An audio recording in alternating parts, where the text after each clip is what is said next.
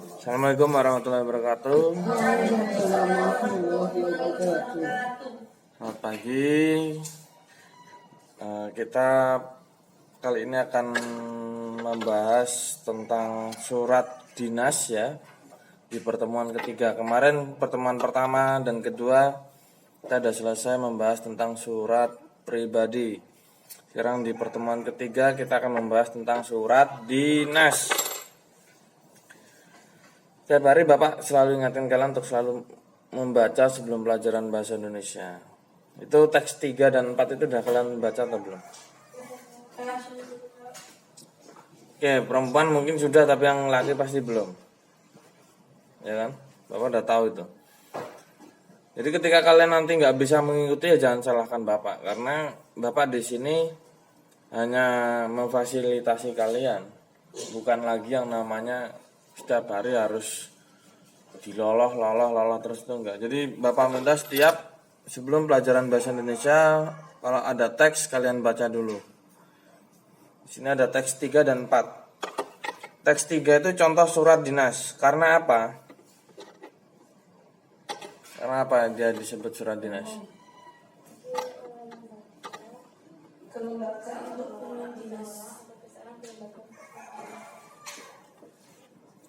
Di sini dikatakan surat dinas karena dikirim oleh lembaga kepada perseorangan. Mana yang menunjukkan lembaga itu? Bahwa surat itu ditulis oleh lembaga. Ya, karena ada kop suratnya itu. Itu yang menandakan bahwa surat tersebut ditulis oleh lembaga atau dinas ya. Oke. Selain itu apalagi yang menandakan bahwa surat itu adalah surat dinas? Nomor lampiran perihal. Tapi kalian perlu ingat, di teks 4 itu juga contoh surat dinas, tapi dia nggak ada nomor lampiran dan hal, dan nggak ada kop suratnya. Kenapa?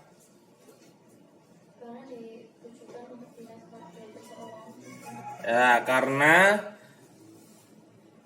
teks tersebut ditulis oleh seseorang dan ditujukan kepada dinas. Dalam hal ini adalah SMP Tunas Mandiri Malang ya.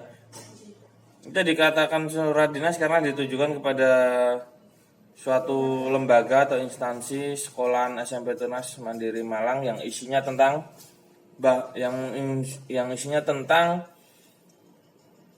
seorang anak, tentang izin untuk anak yang sakit ya. Itu juga disebut surat dinas karena ada urusannya dengan dinas. Kembali ke teks 3 lagi.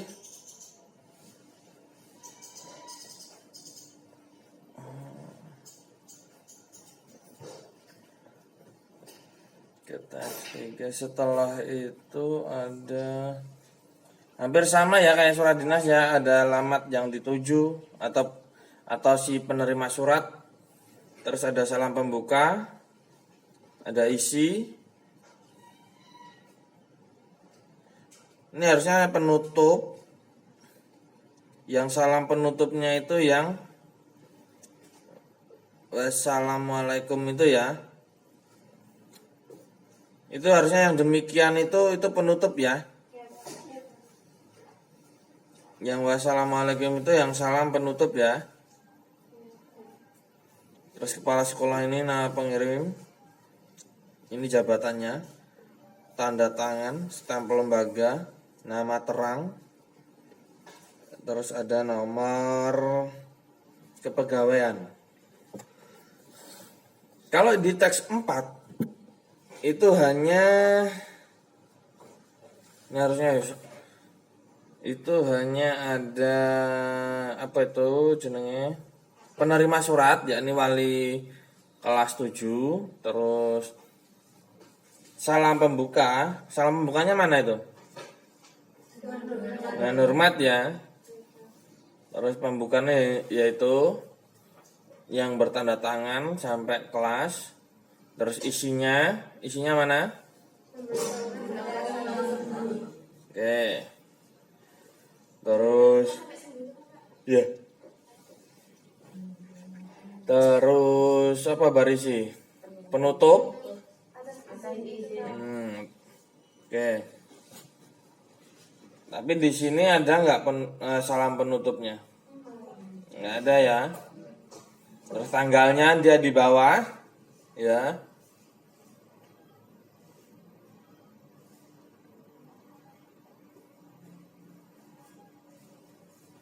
Oh, salam penutupnya ini di bawah tanggal itu loh, hormat kami itu loh.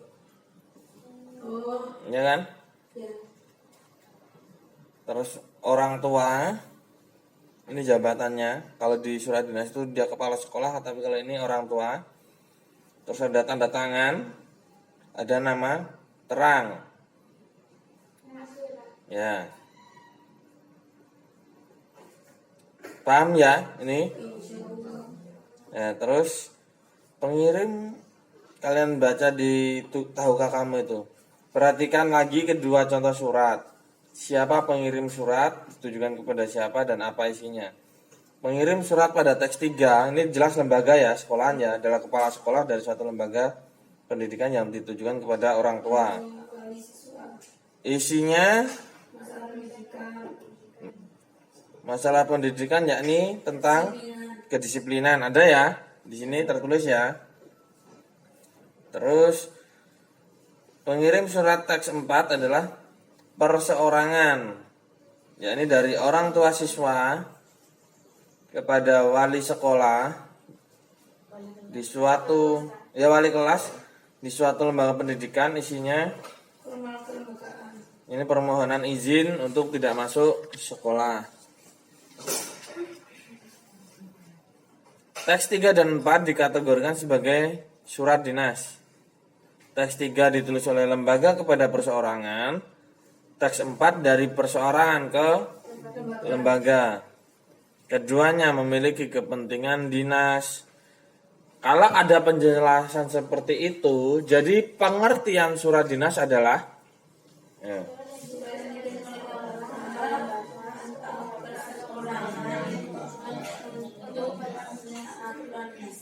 jadi gini, surat yang dikirim oleh lembaga ke perseorangan atau sebaliknya yang berisi kepentingan dinas. Paham ya? Atau sebaliknya maksudnya tahu ya? Dari dinas ke perseorangan atau sebaliknya berarti dari perseorangan ke dinas untuk keperluan dinas. Oke. Berarti kalau pengertiannya udah tahu, otomatis tujuan komunikasinya udah tahu dong. Apa tujuan komunikasinya? Nah, memberikan informasi ya tertulis. Nah, lisan jenenge telepon, ya.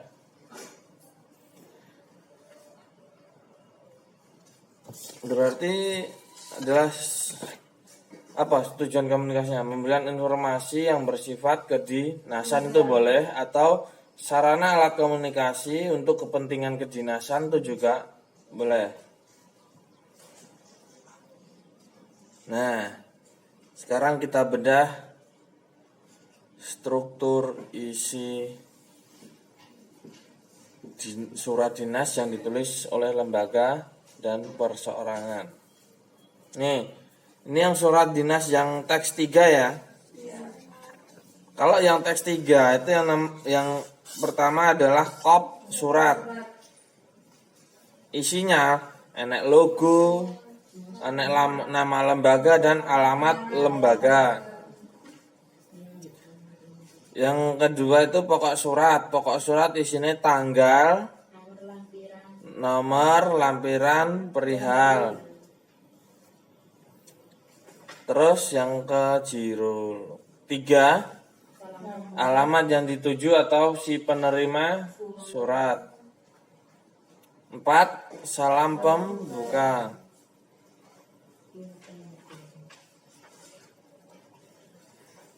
Terus isinya itu ya seperti itu. Terus penutupnya itu harusnya demikian sampai terima kasih. Kemudian salam penutupnya Assalamualaikum. Terus nama pengirim, ya, itu jabatannya kepala sekolah. Terus tanda tangan. Terus ada stempelnya. Ada nama terang dan ada nomor kepegawaian. Terus kalau yang teks 4 itu di bagian awal tidak ada kop surat dan pokok surat karena ditulis oleh perseorangan. Terus surat dinas nomor 4 ini langsung masuk ke alamat yang dituju atau si penerima surat. Dan salam pembuka itu. Oh iya, dan salam pembuka. Terus intinya ini ya langsung dari yang bertanda tangan sampai sembuh.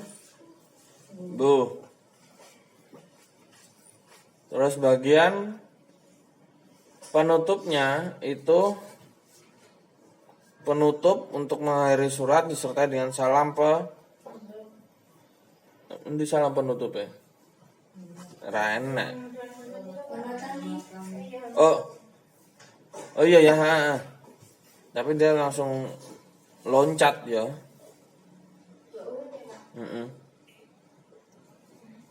Nama kota. Oh iya kan?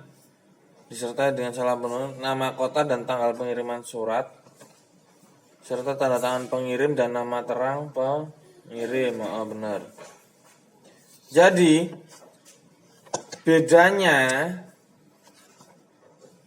teks 3 dan teks 4 itu di bagian awal, kop surat dan pokok surate, ya kan? Kalau nama penerima surat dan salam pembuka itu ada. Terus inti sama.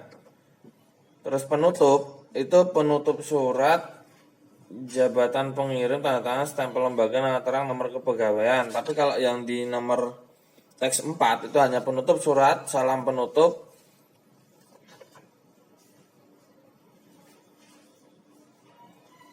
Indita mau surat keempat Indita, tanda tangan dan nama terang. Ini harusnya ada tanggalnya dong, ya kan? Tanggalnya kelewat ini, ya kan? Karena nama kota dan tanggal pengiriman suratnya kan ada itu di situ. Di sini lupa nggak ditulis. Tapi kan memang harusnya itu kalau nulis surat itu yang benar ya tanggal dulu, kan gitu. Paling atas. Ini nggak urutin yang nulis surat ini. Diingat-ingat ya, untuk nulis surat pokoknya tanggal sama tempatnya dulu di atas. Kanan biasanya. Oke. Untuk struktur ada yang ditanyakan? Udah paham lah ya. Gampang lah, ini dari SD udah pernah ketemu terus kan. Jadi intinya kalau surat dinas itu ada kop, tanggal, nomor lampiran perihal, terus salam pembuka, intinya pembuka, isi, kalau mau dikasih pembuka ya nggak apa-apa, inti, terus isi ding, pembuka, isi ini kan bagian inti, terus bagian penutupnya itu penutup, salam penutup, terus jabatannya apa, misalnya wakil kepala sekolah, terus tanda tangan, namanya, terus nomor kepegawaian. Ya kalau ada ditempelkan nggak apa-apa. Paham ya? Tapi kalau surat dinas yang dari seseorang ke lembaga itu nggak ada kop suratnya, nggak ada pokok suratnya. Udah itu tak, bedanya itu tak. Sama diingat-ingat nulis tanggal itu paling awal ya, di atas sebelah kanan. Ya. Lalu bagaimana ciri bahasa surat dinas? Ya wali aneh kayak kemarin berarti menggunakan bahasa ragam baku. Menggunakan kata sapaan untuk menciptakan komunikasi interaktif. Sama kayak kemarin menggunakan kata sapaan Pak, Bu. Tapi kalau di sini nggak mungkin pakai Mbah gitu, biasanya cuma Pak, Ibu. Nah, itu saudara-saudari. Jadi dari kata sapaan itu seolah-olah penulis berinteraksi langsung dengan penerimanya. Ini juga sama menggunakan kalimat percakapan seolah berbicara langsung dengan sang penerima surat. Ya, paham ya? Ya. Ada yang mau ditanyakan? Sing cowok-cowok iki. Ya.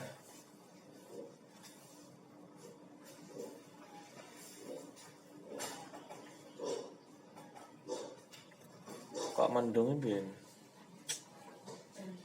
YTB. Nggak ada YTB ya. Apa itu? Yang terbenci. Itu nggak ada itu. Kalau YTC ada yang tercinta gitu.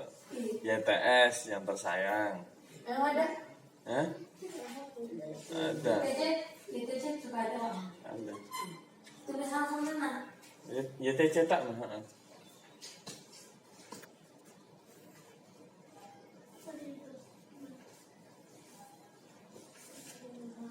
Ada nggak pertanyaan? Takana.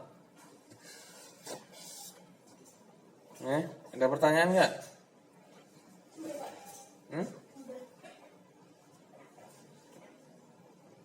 Udah, kalau nggak ada pertanyaan, Bapak cukupkan sekian dulu. Billahi taufiq wal hidayah. Wassalamualaikum warahmatullahi wabarakatuh.